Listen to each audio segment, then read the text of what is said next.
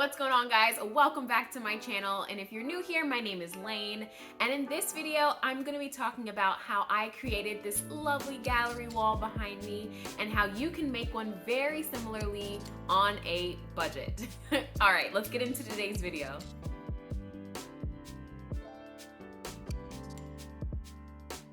Alright guys, so something that I get asked about a lot from my friends who are just getting their own places is how to create a gallery wall, because I feel like we see them all the times in these magazines and like on Pinterest and everything, but they actually kind of seem intimidating when you're first trying to make one. So I went through all of the trial and error for you guys so that you didn't have to, and so I'm going to be sharing all of my tips. Now, these gallery walls can be very expensive.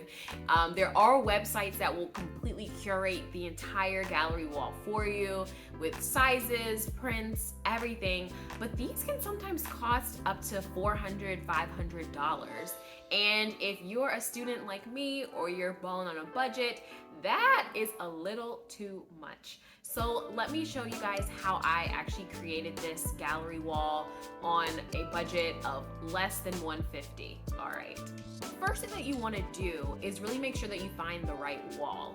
So for me, when I first moved in and I got some of my furniture, I was thinking about what kind of vibes I wanted in my living area, and I had this huge wall over top of my sofa and I wasn't really sure what to do with it.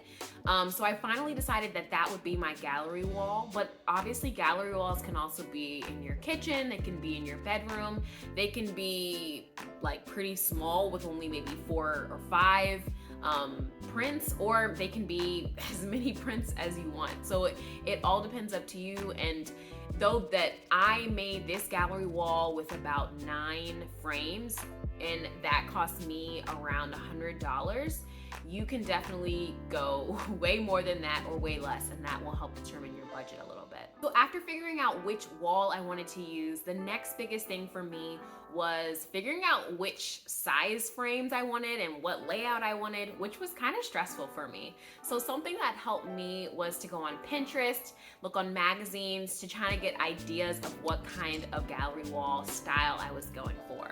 And I ultimately decided I wanted to do something a little bit asymmetric, a little organic. So not every frame was the same size, but for me, I chose frames that were all black frames, so they were all similar enough to get some cohesion to it.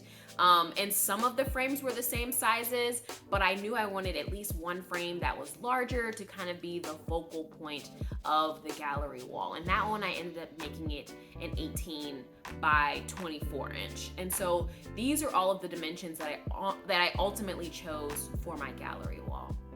And guys, let me tell you, I got all of these frames from the dollar store. Guys, and I feel like it saved me so much money because I think frames can be extremely expensive if you're going for something very luxurious with your gallery wall. I wanted mine to have a little bit of luxury, but on a serious budget. So guys, ultimately for these frames, I had 9 frames. I only spent about $10 to $11 after taxes, which saved me a ton. The next thing that I did was start to get my aesthetic together and what exact prints I wanted to use. So the biggest resource for me for this was Etsy, because I wanted to support small businesses and lesser known artists.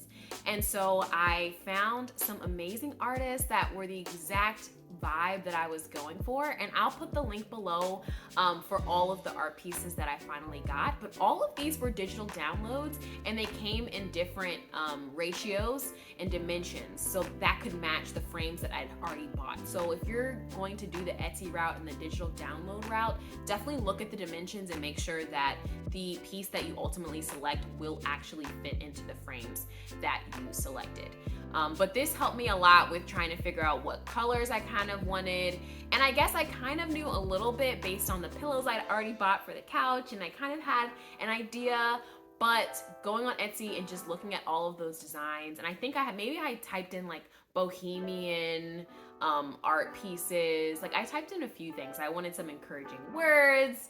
I wanted a mix of everything. So whatever makes you happy, whatever makes you smile, whatever inspires you, I would just encourage you to search for that on Etsy and see where you can go with your wall. So ultimately, once I had ordered all of my digital art pieces, this was the most expensive part of my wall. So I ended up choosing 9 different digital art copies that I liked, and it cost me around $51 to $55 for all of them.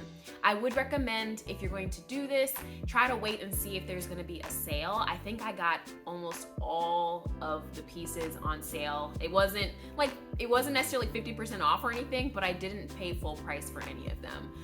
But personally, I felt like all of the art was worth it, and I feel like those artists should definitely get the money for all of the work they put in. So I didn't feel bad spending that kind of money. And honestly, if I, wanted a very luxurious wall, like I could have spent that much money or probably more on just one piece of art.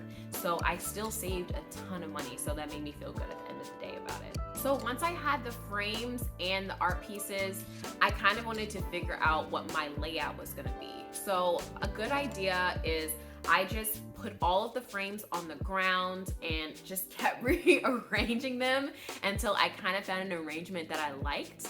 And then I took a picture of it and I put it into a Word document, and I stretched it out, expanded it, made it really big. And so at that point, I had all my artwork and everything, so I was able to actually just copy and paste the artwork into the Word document and overlay that onto the picture of the frame layout. And so that was a good way for me to see what pictures I wanted in which frames before I went ahead and ordered the sizes that I was going to get the digital art pieces to be printed out into. When ordering prints on a budget, guys, I highly recommend Walgreens, CVS, and Target. Those were my go-tos. They had really affordable printing prices.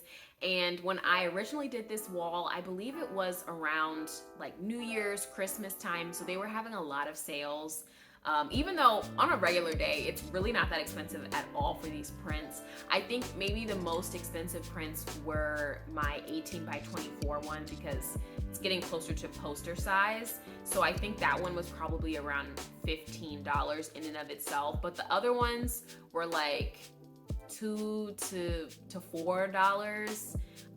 And ultimately, this also was total in my budget, probably took the most amount of space after the actual art pieces, and that was about $50 as well. But that was for 9 pieces of varying sizes for those prints, and so I also felt like it was worth it, and I didn't feel like I overpaid whatsoever. Right, and then for the final step was actually putting the prints into the right frames and figuring out how to actually get it up on my wall. And something I found really helpful, especially if you live alone or you don't have anyone to really help you get the frames up on the wall, was I actually had, like I told you guys, it was like around Christmas time, I actually had some leftover wrapping paper that I used to cut out the exact sizes of the frames. And obviously you can use parchment paper or whatever else you have available. And so I went ahead and cut out exact dimensions from the frames on the paper, and I went ahead and just taped that paper to the wall. And so from that, I could see the exact layout and exactly how it was gonna look on the wall. And of course, I'd kind of seen it, like what it looked like on the ground, on the floor through the Word document, but this actually gave me a very realistic view of what it was gonna look like centered on the couch, and how that was going to look. So I highly recommend that. And then obviously after that is when I put the actual nail in the wall once I was comfortable with how far apart the frames were. And I tried to keep it about 2 inches between each frame. I thought that was a nice spacing for my wall. But so I put the nail in, obviously put on the frames, put up the art, and then once I was completely satisfied with everything is when I would then go back and take the tape off the wall and take the paper down, and then you have the wall. So it was saved me a lot of time and a lot of stress trying to make sure that everything actually looked good. And I'm a little OCD, so I wanted everything to be spaced out appropriately, so that really helped. So ultimately, guys, this project only cost me about $111, which, guys, I mean, I'm sure you can make it for less, but this, I mean, it's hard to beat for 9 different art pieces that I had, and I was very, very satisfied with it, and I didn't feel like I spent more money than I could as a student. So I would highly recommend, and any extra ways to save, or like I said, just try Etsy, try to use CVS, Walgreens, maybe use less photos than I did or less art pieces than I did. I used 9 again, but you can use like maybe 5. That would probably cut your price down by a lot as well. So I hope that this video helped you if you are hoping to start a gallery wall or create one. Let me know in the comments below any tips that you have, any things that you found helpful, if you've made one before, or other questions that you guys have about doing things like this. Well, I hope you enjoyed this video, and more content will be coming out to you guys soon. All right, peace.